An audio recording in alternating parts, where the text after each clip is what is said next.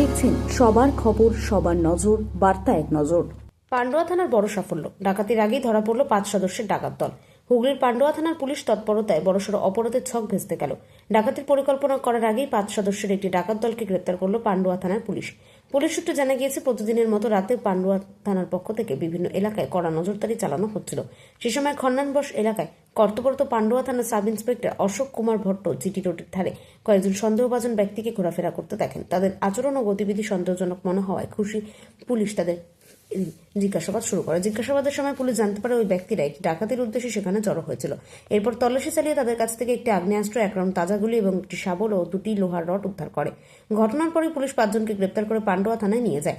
ধৃতদের নাম মোহাম্মদ সেলিম, মোহাম্মদ জাহাঙ্গীর, শেখ রাজু, শেখ ভম্বল এবং শেখ সাদ্দাম। পুলিশ সূত্রের খবর যে ধৃত সকলেরই বাড়ি পান্ডুয়া এলাকায়।